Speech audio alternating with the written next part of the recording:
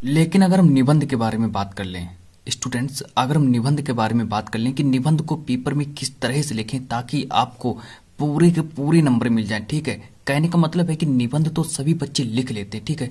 जितने भी बच्चे मिनिमम वो सभी के सभी बच्चे निबंध को लिख लेते हैं, लेकिन निबंध को लिखने का सही तरीका क्या है, ठीक है। तो आज हम वही सही तरीका बताएंगे ताकि आपको जो एग्जामिनर है वो आपको पूरे के पूरे 9 में से 9 नंबर आपको दे दे, ठीक है। तो इसलिए देखिए निबंध लिखते वक्त क्या क्या आपको गलतियां नहीं करनी है, पूरा का पूरा आज की इस क्लास में बताएंगे। और देखिए पूरा का पूरा बताएंगे कि आज की इस क्लास में निबंध को कैसे लिखें, ठीक है, कैसे लिखें ताकि जो एग्जामिनर है वो आपको, ठीक है, 9 में से 9 अंक पूरा का पूरा अंक आपको दे दे, ठीक है। तो इसलिए इसके लिए आपको क्या करना है, इस वीडियो को शुरू से लेकर लास्ट तक देखना है, ठीक है, कहीं पर भी मिस नहीं करना है। तो आज की इस क्लास में अगर आपको पूरे के पूरे 9 नंबर अगर आपको चाहिए, ठीक है, तो आज की इस क्लास को आपको शुरू से लेकर लास्ट तक देखना पड़ेगा। देखिए यहाँ पर हम कई सारे इंपॉर्टेंट टॉपिक लेकर आए, ठीक है। इस आपको बताएंगे कि प्रस्तावना को किस तरह से लिखना है, फिर प्रदूषण का अर्थ है वो किस तरह से लिखना है, फिर प्रदूषण के जो प्रकार हैं प्रकार कैसे लिखना है, फिर यहाँ पर बताएंगे कि प्रदूषण की जो समस्या है तथा उससे क्या क्या हानियां होती हैं। तो आज की इस क्लास में पूरा का पूरा डिस्कस करेंगे। तो इसके लिए आपको क्या करना है, वीडियो को शुरू से लेकर लास्ट तक देखना है, ठीक है। तो चलिए स्टार्ट करते हैं क्लास को बिना किसी देर करते हुए। तो सबसे पहले हम टॉपिक लाते हैं कि आपको कहाँ से स्टार्टिंग करना है और क्या करना है आपको, ठीक है। तो देखिए सबसे पहले निबंध लिखते वक्त अगर हम बात कर लें कि मेरा सबसे पहला देखिए निबंध क्या है, तो पेपर में हमसे ये निबंध जरूर पूछा जाएगा, मेरी गारंटी है आपके पेपर में ये निबंध जरूर रखा मिलेगा, ठीक है। आप लोग इस वीडियो को बिल्कुल भी मिस मत करना, ये निबंध आपके पेपर में रखा मिलेगा, मेरी ये गारंटी है। अब यहाँ पर देखिए मैं बात कर लेता हूँ कि देखिए प्रश्न कह रहा है कि प्रदूषण की समस्या और समाधान। देखिए प्रदूषण की समस्या और समाधान, इस पर में हमसे एक निबंध लिखने को कहा जाएगा, या फिर हमसे कहा जाएगा कि पर्यावरण एवं स्वास्थ्य। अब कई छात्र यहाँ पर भ्रमित हो जाते हैं कि सर मेरे में तो जो निबंध आया था वो पर्यावरण एवं स्वास्थ्य पर आया था, लेकिन हमने निबंध कौन सा याद किया है, हमने पर्यावरण की समस्या और समाधान पर निबंध हमने याद किया है, लेकिन पूछ हमसे पर्यावरण एवं स्वास्थ्य पर लिया गया, इससे पूछ लिया गया। तो स्टूडेंट्स मेरा कहने का मतलब यह है कि अब देखिए इन तीनों में से अगर कोई भी अगर आपसे निबंध पूछ लिया जाए, ठीक है, देखिए एक ही बात होती है, ठीक है। अब चाहे अगर आपसे कह दे कि यहाँ पर आपसे कह दे कि प्रदूषण की समस्या और समाधान पर निबंध लिखिए, फिर अगर आपसे कह दे कि पर्यावरण एवं स्वास्थ्य पर संबंध निबंध लिखना है, या फिर आपसे कह दे कि प्रदूषण तथा मानव समाज पर निबंध लिखिए, और यदि अगर या फिर आपसे कह दे कि पर्यावरण प्रदूषण पर निबंध लिखिए, और या फिर अगर आपसे कहते कि प्रदूषण की समस्या पर निबंध लिखिए, देखिए स्टूडेंट्स इसकी बात बिल्कुल एक ही बात है, ठीक है। आपसे अगर इनमें से अगर कोई भी अगर निबंध पूछ लिया जाता है उसका आंसर आप लोगों को एक ही तरीके से देना है, ठीक है। तो चलिए अब देखिए सबसे पहले यहाँ पर हम हेडिंग लिखेंगे। देखिए कई स्टूडेंट्स अब यहाँ पर कौन सी गलतियां करते हैं, पहली गलती आपको बताते हैं। देखिए पहली गलती देख लीजिएगा यहाँ पर। अब देखिए सबसे पहले आपको यहाँ पर लिखना है रूपरेखा, ठीक है। अब रूपरेखा लिखने के बाद फिर आपको क्या करना है, यहाँ पर लिखना है प्रस्तावना। अब देखिए फिर आप यहाँ पर आपको लिखना है प्रस्तावना, फिर लिखना है प्रदूषण का अर्थ, फिर लिखना है प्रदूषण का अर्थ, फिर यहाँ पर लिखना है प्रदूषण के प्रकार, फिर लिखना है प्रदूषण के प्रकार, फिर लिखना है प्रदूषण की समस्या तथा समाधान, ठीक है। प्रदूषण की समस्या तथा उससे क्या क्या हानियां होती हैं, फिर यहाँ पर लिखना है कि समस्या का समाहार, और फिर लिखना है उपसंहार, ठीक है। तो इस तरह से आपको लिख लेना है, ठीक है। पूरा का पूरा आपको इस तरह से लिख लेना है। लेकिन यहाँ पर कई छात्र जो गलतियां कर देते हैं वो सिर्फ अपना प्रस्तावना को लिख देते हैं और सीधे डायरेक्ट उसका आंसर लिखना स्टार्ट कर देते हैं। ऐसा आपको नहीं करना है, पहले आपको इस तरह से लिखना है, ठीक है, ताकि एग्जामिनर को पता चल जाए कि स्टूडेंट्स जो है, ठीक है, अगर आप टॉपर की तरह अगर आप लोग लिखना चाहते हैं, ठीक है, जो टॉपर लोग जो होते हैं वो इसी तरह से निबंध को लिखते हैं, ठीक है। पहले वो लोग हेडिंगों को लिख लेते हैं और फिर उसके बाद फिर वो निबंध को लिखना स्टार्ट करते हैं। ये टॉपर ट्रिक है, ठीक है। अगर आपको उस तरह के अगर चाहिए तो आप लोग उस तरह से बिल्कुल भी ना लिखें, ठीक है, ताकि जहां पर आपको 9 नंबर मिल रहे हो आपको 5 ही नंबर फिर दिए जाएं, ठीक है। ऐसा आपको बिल्कुल भी नहीं करना है, ठीक है। ऐसा आपको नहीं करना है कि आपको 5 नंबर मिले। अगर आपको 9 में से 9 अंक अगर आपको पूरे 9 अंक अगर आपको लेना है तो आपको ये ट्रिक अपनानी पड़ेगी, ठीक है। ऊपर लिखना है आपको रूपरेखा, फिर आपको प्रस्तावना लिखना है, फिर लिखना है आपको प्रदूषण का अर्थ। हेडिंगों को याद कर लीजिएगा, स्क्रीनशॉट भी ले लीजिएगा, ठीक है। हेडिंगों को जरूर याद कर लीजिएगा। अब देखिए प्रदूषण के प्रकार, अब प्रदूषण की समस्या तथा हानियां और समस्या का समाहार, फिर दिया है उपसंहार। अब देखिए, अब यहाँ पर सबसे पहले हम बात करेंगे प्रस्तावना के बारे में, ठीक है।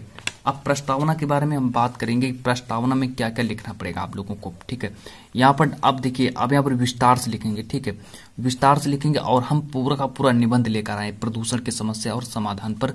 तो इसको आप लोगों को सही से तैयार कर लेना। अब देखिए, अब यहाँ पर देखिए बात करते हैं कि आज का जो मानव है, आज का जो मानव है वो औद्योगिकरण के जंजाल में फंसकर स्वयं भी मनुष्य का एक ऐसा निर्जीव पुर्जा बनकर रह गया है कि वह अपने पर्यावरण की शुद्धता का ध्यान भी नहीं रख सका, ठीक है। कहने का मतलब है कि यहाँ पर पर्यावरण के बारे में समझाया गया है कि जो मनुष्य जो है वो एक मशीन बन चुका है, ठीक है, और वो एक निर्जीव पुर्जा बन चुका है। जो मनुष्य जो है वो एक निर्जीव पुर्जा बन चुका है और वह अपने जो उसका जो पर्यावरण है वो पर्यावरण की शुद्धता पर ध्यान नहीं दे रहा है। इस तरह से आप लोगों को बना बना कर लिख देना है, ठीक है। तो इस तरह से आप लोगों को बना बना कर लिख देना है। और सबसे पहली हेडिंग हमने आपको बताया है कि सबसे पहली हेडिंग प्रस्तावना ही पड़ेगी। अब यहाँ पर देखिए और आगे बात कर लेते हैं कि अब एक और नई समस्या उत्पन्न हो गई है, वह है पर्यावरण प्रदूषण। अब यहाँ पर देखिए जिस तरह से मानव क्या कर रहा है वो देखिए पर्यावरण की जो शुद्धता है, पर्यावरण की जो शुद्धता है, मानव जो है पर्यावरण की शुद्धता पर इतना ध्यान नहीं दे रहा है, ठीक है। तो इससे एक समस्या बढ़ती चली जा रही है। इससे कौन सी समस्या बढ़ रही है? इससे एक समस्या बढ़ रही है, वो है प्रदूषण की समस्या। कौन सी समस्या बढ़ रही है? तो उससे एक जो समस्या बढ़ रही है वो है कि प्रदूषण की समस्या। ये एक समस्या बढ़ती चली जा रही है। फिर और आगे देख लेते हैं। और स्टूडेंट्स राइटिंग का विशेष ध्यान देना। देखिए मैंने किस तरह से राइटिंग को लिखा है, ठीक है। तो राइटिंग का भी आपको विशेष ध्यान देना है। अगर आपको अच्छे नंबर लाने तो आपको राइटिंग का भी विशेष ध्यान देना है, ठीक है। अब देखिए इस समस्या की ओर आजकल सभी देशों का ध्यान केंद्रित है। अब मान लीजिए कि जो प्रदूषण की जो समस्या है, ठीक है, प्रदूषण की जो समस्या है ये हर देश में फैली हुई है, ठीक है। तो जो प्रदूषण की समस्या जो है इस पर हर देश का ध्यान लगा है, ठीक है। कई देश हैं जो कि जहाँ जहाँ प्रदूषण की समस्या है तो वो देश इस प्रदूषण की समस्या से निपटने के लिए तैयार हैं। अब देखिए और आगे बात कर लेते हैं कि इस समय हमारे समझ, अब देखिए अब यहाँ पर हमारे सामने सबसे बड़ी चुनौती क्या है। देखिए इस तरह से आप लोग लिखेंगे और हमेशा डैश का प्रयोग करेंगे। यहाँ पर इस तरह से डैश का भी प्रयोग करते चलेंगे। तो डैश के बारे में हम आपको पहले ही बता चुके हैं। देखिए इस तरह से देखिए डैश का प्रयोग देखिए जिस तरह से हमने लगाया है इस तरह से आप लोगों को भी डैश का ही प्रयोग करना है। अब देखिए और आगे बात कर लेते हैं कि इस समय हमारे समक्ष सबसे बड़ी चुनौती क्या है। तो इस समय हमारे समक्ष सबसे बड़ी चुनौती पर्यावरण को बचाने की है। हम अब देखिए ये हमारे सामने सबसे बड़ी चुनौती हो चुकी है। अब ये जो चुनौती हमारे सामने सबसे बड़ी चुनौती हो चुकी है कि हमको पर्यावरण को बचाना है, ठीक है।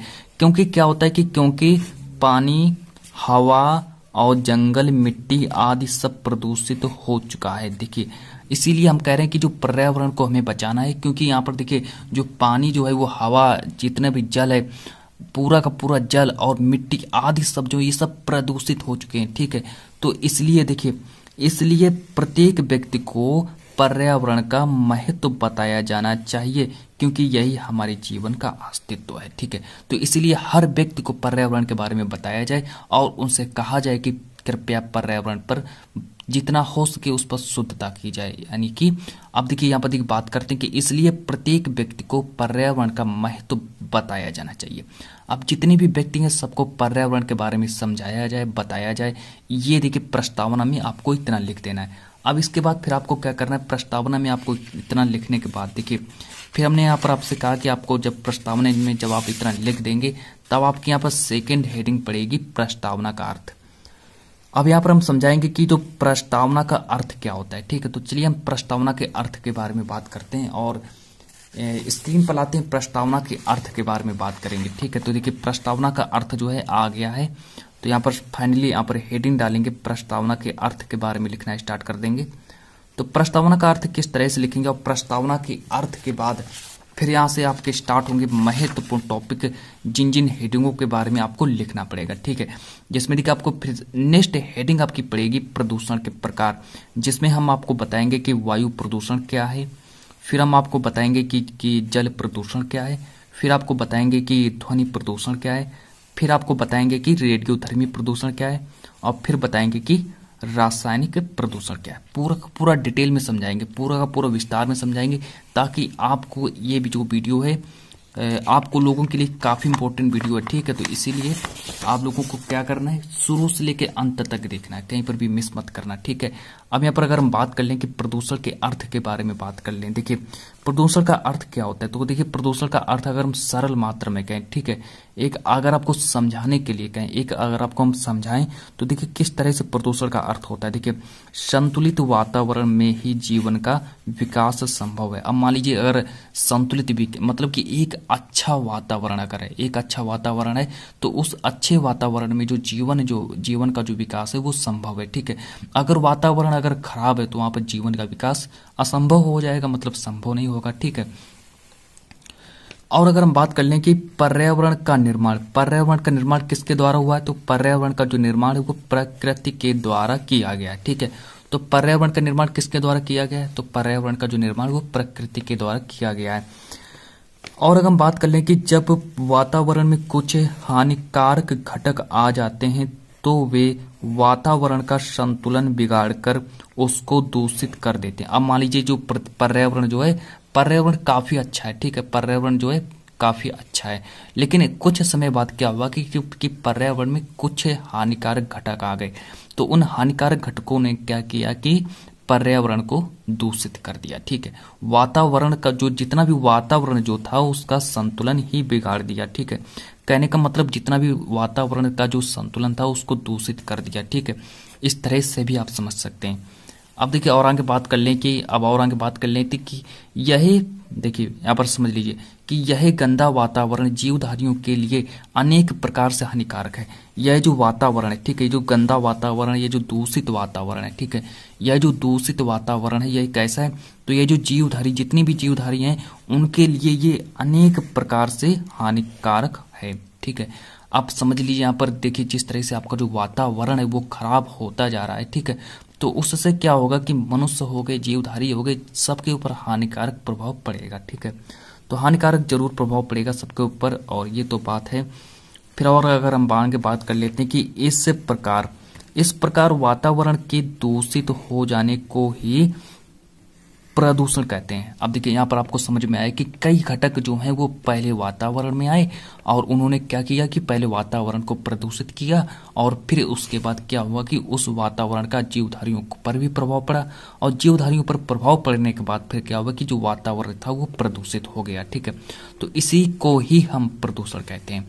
अब देखिए और आगे बात कर लेते कि जनसंख्या की असाधारण वृद्धि औद्योगिक प्रगति ने प्रदूषण की समस्या को जन्म दिया है, ठीक है। अब यहाँ पर देखिए जिस तरह से जो जनसंख्या जो है वो तेजी से बढ़ रही है, ठीक है, तो उससे क्या हुआ, तो यह भी एक पर्यावरण प्रदूषण को जन्म दे रहा है, ठीक है। तो ये भी इससे भी पर्यावरण प्रदूषण को कहीं ना कहीं जन्म मिला है। तो अब जो अगली हेडिंग जो आप लोग डालेंगे, अगली हेडिंग डाल लीजिए प्रदूषण के प्रकार। अगली हेडिंग आप लोग डाल लीजिए प्रदूषण के प्रकार, और अब हम प्रदूषण के प्रकार के बारे में लिखना स्टार्ट करेंगे। इस पर हमें मिनिमम 5 से 6 हेडिंगें आपकी रहेंगी और उन्हीं हेडिंगों के बारे में लिखना पड़ेगा। देखिए तो सबसे पहली आपको हेडिंग लिखना है प्रदूषण के प्रकार में। यहाँ पर देखिए प्रदूषण के प्रकार के बारे में बात करते हैं। सबसे पहली हेडिंग क्या है मेरी, सबसे पहले हम बात करेंगे कि वायु प्रदूषण क्या है, फिर हम बात करेंगे कि जल प्रदूषण क्या है, जल प्रदूषण कैसे होता है, वायु प्रदूषण कैसे होता है, इन दोनों का डिटेल में वर्णन करेंगे। फिर हम बात करेंगे कि ध्वनि प्रदूषण क्या है, फिर हम बात करेंगे कि रेडियोधर्मी प्रदूषण क्या है, और फिर हम बात करेंगे कि रासायनिक प्रदूषण क्या है। तो आप लोग क्या करिए, सबसे पहली हेडिंग डाल लीजिए वायु प्रदूषण, और वायु प्रदूषण में लिखना स्टार्ट कर दें, ठीक है।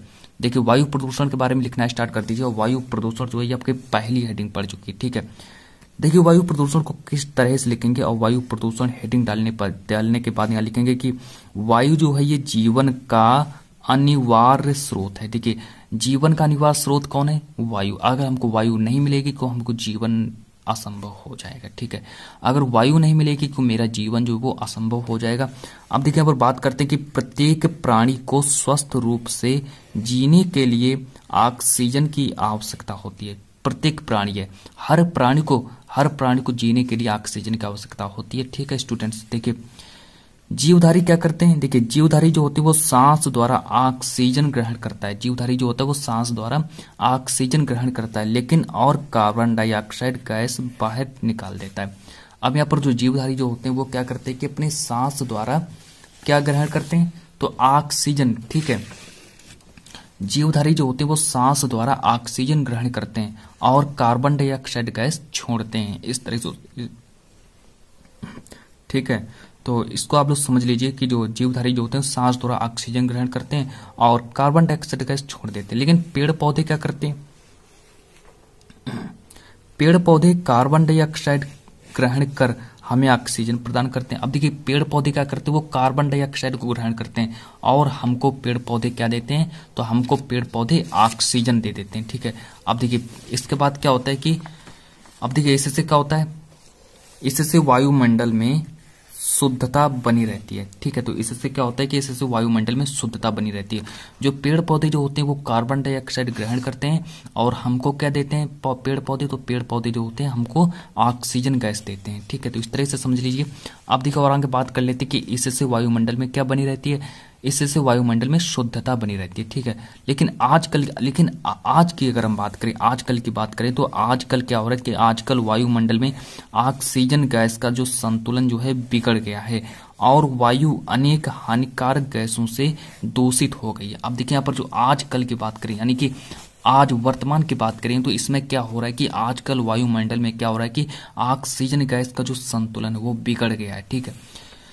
कई तरह से ऑक्सीजन का जो संतुलन है वो बिगड़ चुका है और जो वायु में जितनी भी अनेक हानिकारक गैसें प्रवेश हो चुकी हैं, ठीक है। कहने का मतलब है कि वायु अनेक हानिकारक गैसों से प्रदूषित हो चुकी है, ठीक है। वायु अनेक हानिकारक गैसों से प्रदूषित हो चुकी है। फिर अगर हम यहाँ पर बात कर लें, अब अगली हेडिंग डालेंगे कौन सी, अगली हेडिंग डालेंगे जल प्रदूषण क्या है। तो अगली हेडिंग डाल लीजिए जल प्रदूषण क्या है और जल प्रदूषण के बारे में लिखना स्टार्ट कर दें। देखिए अगली हेडिंग है आपकी जल प्रदूषण। अब हम बात करेंगे कि जल प्रदूषण क्या है। तो जल प्रदूषण के बारे में बात करेंगे कि जल प्रदूषण क्या होता है। देखिए यहाँ पर बात करते हैं कि जल को जीवन कहा जाता है। अब मान लीजिए कि जितना भी जल है, जल को हम जीवन ही कहते हैं, ठीक है। और इसके बिना जीव जंतु और पेड़ पौधों का अस्तित्व नहीं है। कहने का मतलब है कि जल के बिना, ठीक है, जीवन संभव नहीं है, ठीक है। हम ये भी कह सकते हैं और या फिर हम इसको इस तरह से भी कह सकते हैं कि जल को जीवन कहा जाता है और इसके बिना जीव जंतु और पेड़ पौधों का भी अस्तित्व नहीं है, ठीक है। लेकिन फिर आगे क्या हो रहा है कि बड़े बड़े शहर हैं, बड़े बड़े नगर हैं, बड़े बड़े नगरों में क्या हो रहा है कि देखिए फिर भी लोग जानबूझकर क्या क्या कर रहे हैं, लोग जानबूझकर कर रहे हैं। देखिए बड़े बड़े नगरों के गंदे नाले और सीवर नदियों में मिला दिए जाते हैं। कारखानों का सारा मैला, जितना भी गंदा पानी जो होता है वो नदियों के जल में आकर मिलता है। इससे क्या हो रहा है, इससे जल प्रदूषित हो गया है और आगे क्या हो रहा है, और इससे भयानक बीमारियां उत्पन्न हो रही हैं, ठीक है। लेकिन हमने बताया कि जो जल जो है वो, ठीक है, क्या है, तो जल जो है वो जीवन है, जल जीवन है। लेकिन फिर भी आगे क्या हो रहा है कि लोग क्या कर रहे हैं, अब देखिए जल जो जीवन है, लेकिन फिर भी लोग क्या कर रहे हैं कि यहाँ पर देखिए फिर भी बड़े बड़े नगरों के गंदे नाले और सीवर नदियों में मिला दिए जाते हैं। कारखानों का सारा मैला बहकर नदियों के जल में आकर मिलता है। इससे क्या होता है, इससे जल प्रदूषित हो गया है और इससे क्या हुआ है कि उससे भयानक बीमारियां उत्पन्न हो रही हैं। तो चलिए इतना हमने बताया। फिर हम नेक्स्ट हेडिंग डालेंगे ध्वनि प्रदूषण क्या होता है और ध्वनि प्रदूषण के बारे में लिखना स्टार्ट करेंगे। तो यहाँ पर हेडिंग डालेंगे ध्वनि प्रदूषण और ध्वनि प्रदूषण के बारे में लिखना स्टार्ट कर देंगे, ठीक है। तो ध्वनि प्रदूषण के बारे में लिखना स्टार्ट कर देंगे और ध्वनि प्रदूषण क्या है और इसके बारे में आपको हम समझाएंगे कि ध्वनि प्रदूषण क्या होता है। तो देखिए कि ध्वनि प्रदूषण भी आज की नई समस्या है। अब जो ध्वनि प्रदूषण जो है वो आज की नई समस्या हो चुकी है, ठीक है।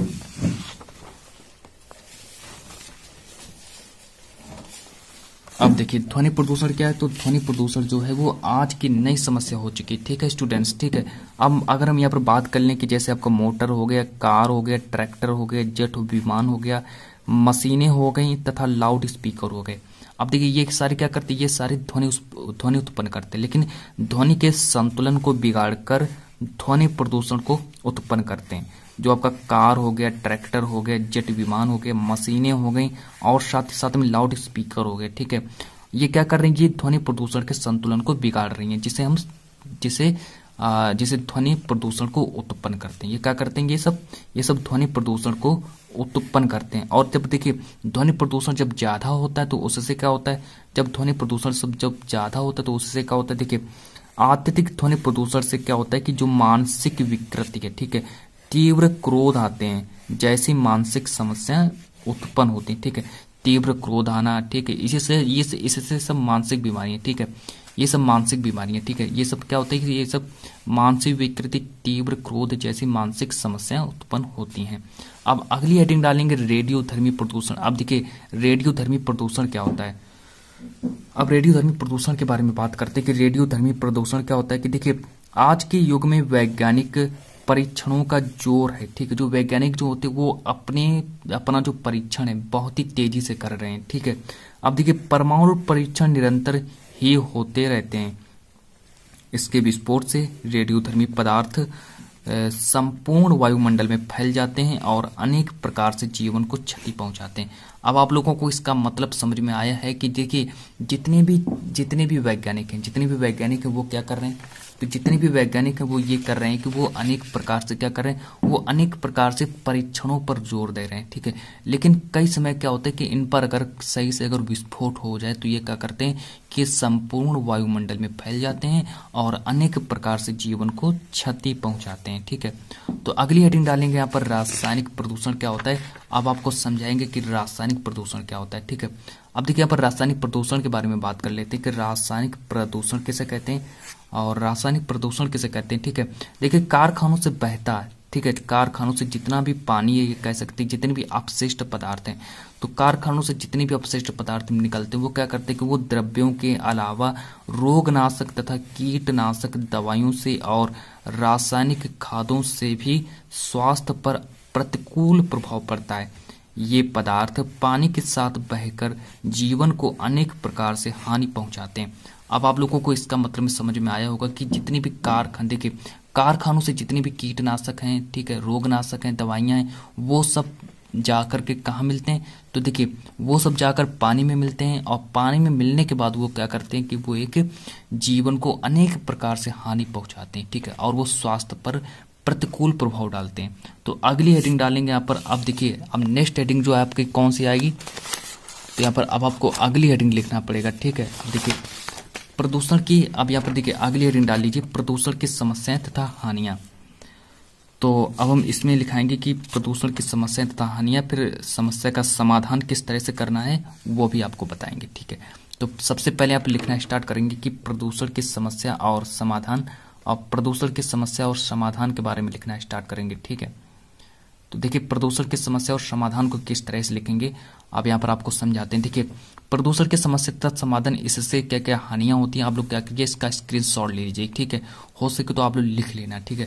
देखिए प्रदूषण की समस्या किस तरह से होती है और हमें उसका समाधान कैसे करना है। देखिए बढ़ती हुई जनसंख्या और औद्योगिकीकरण ने विश्व के प्रमुख प्रदूषण की समस्या पैदा कर दी है।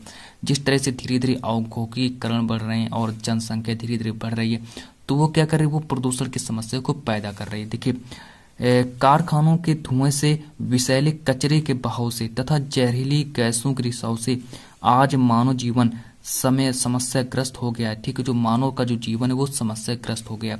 जैसे मान लीजिए देखिए धुएं से क्या धुआं निकला, विषैला कचरा हुआ, और जितनी भी जहरीली जो गैस है उनके रिसाव से क्या हुआ कि मानव जीवन पर समस्याग्रस्त जीवन पड़ा हुआ है, ठीक है। अब देखिए इस प्रदूषण से मनुष्य जानलेवा बीमारियों का शिकार हो रहा है। कोई अपंग होता है तो कोई बहरा, किसी की दृष्टि शक्ति नष्ट हो जाती है तो किसी का जीवन, विविध प्रकार की शारीरिक विकृतियां, मानसिक कमजोरी, असाध्य कैंसर व ज्वर, इन सभी रोगों का मूल कारण विषैला वातावरण है।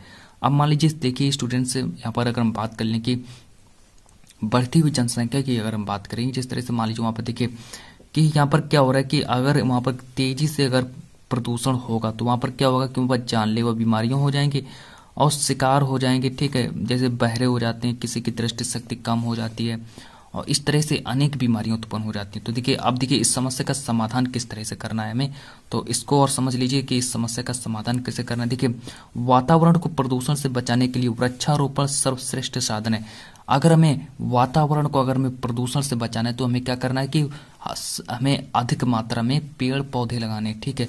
दूसरी बात, अगर देखिए दूसरी ओर वृक्षों के अधिक कटान पर रोक लगानी चाहिए। जितने भी वृक्ष कट रहे हैं उन वृक्षों को कटने से रोका जाए, ठीक है। जितने भी वृक्ष काटे जा रहे हैं उन वृक्षों को काटे जाने से रोका जाना चाहिए।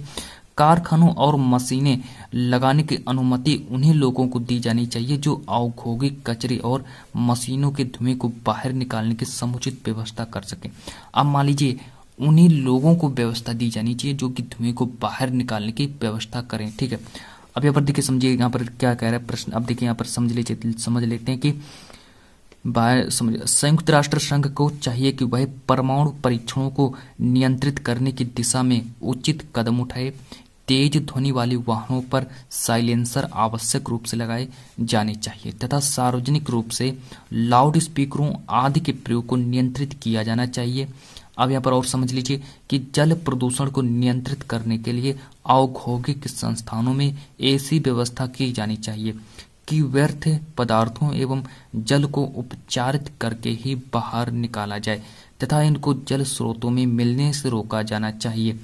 अब यहाँ पर अगर हम उपसंहार की बात कर लें, ठीक है, उपसंहार इसका किस तरह से लिखेंगे, और देखिए अब हम यहाँ पर बात करते हैं इसके इम्पोर्टेंट उपसंहार को किस तरह से लिखेंगे। और ये देखिए आज की लास्ट हेडिंग डालेंगे उपसंहार। अब देखिए प्रसन्नता की बात यह है कि भारत सरकार प्रदूषण की समस्या के प्रति जागरूक है। जो भारत सरकार जो है वो किसके प्रति जागरूक है, तो प्रदूषण की समस्या के प्रति जागरूक है। अब देखिए उसने 1974 में जल प्रदूषण निवारण अधिनियम लागू किया था। इसके अंतर्गत एक केंद्रीय बोर्ड तथा प्रदेशों में प्रदूषण नियंत्रण बोर्ड गठित किए गए, ठीक है। तो गठित किए गए, यहां से लिखना स्टार्ट करेंगे, गठित किए गए। इसी प्रकार नए उद्योगों को लाइसेंस देने और वनों की कटाई रोकने की दिशा में कठोर नियम बनाए गए, ठीक है। अब कठोर नियम बनाए गए, इस बात के भी प्रयास किए जा रहे हैं कि नए वन क्षेत्र बनाए जाएं और जन सामान्य को वृक्षारोपण के लिए प्रोत्साहित किया जाए, ठीक है। तो आप लोग क्या करिए, इसका जल्दी से स्क्रीनशॉट ले लीजिए और इसको पढ़ लीजिएगा। और आज की इस क्लास को जब तक के लिए हम इतना ही रखते हैं, मिलते हैं नेक्स्ट वीडियो में, ठीक है स्टूडेंट्स।